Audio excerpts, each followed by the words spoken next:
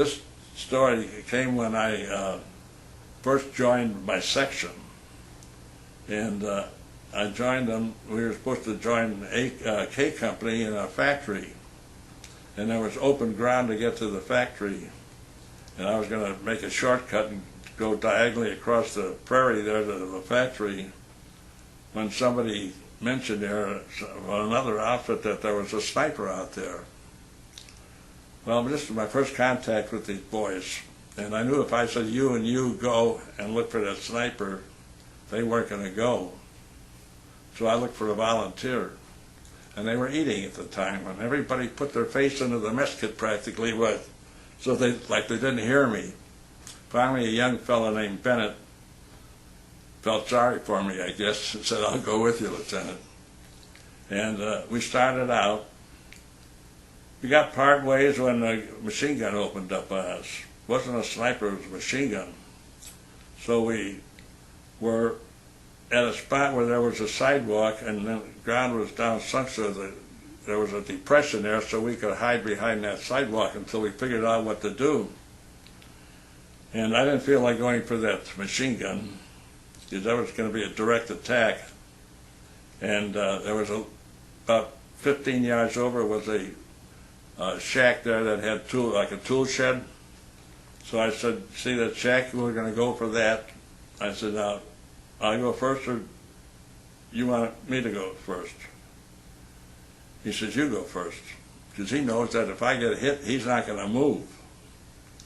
So I get to the tool shed, and he comes up there, and then I see that shell hole over there? We're going over to that shell hole. You want to go first, or you want me to go first? You go first.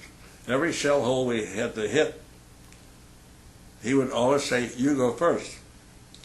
So then we finally got to a spot near the factory, and there was this big 8-foot cyclone fence all around it. I said, "You see that gate there? I'm going for that gate. You want to go first or me?" He said, "You go first." I went full speed, hit that gate, and bounced 15 feet back because that gate was locked. It had a big chain around it. So he came up there then, and I said, "Well, look, you go back, get the mortars and bring them up to the back of the factory and tell them to set up, and I'm going to find a way in here." So I went into the factory and went up on the 3rd floor of the building. There was a little office there, which was a good lookout, and I spotted that machine gun. So when the mortars were ready to fire, I called for fire on the machine gun. The second round was on target. So I put a few more rounds in there and then ceased fire, and then the Germans came out with a big wagon they're pushing with a big Red Cross sign on it and pulled 2 men out of the machine gun nest. So that was with the machine gun nests. And then the captain of a K Company wasn't exactly a friendly face. In fact, he was getting a little bit out of bounds with everything. The tension was getting to him too much. So I didn't talk to him and tell him what I had done. So that night, K Company jumped off in the attack.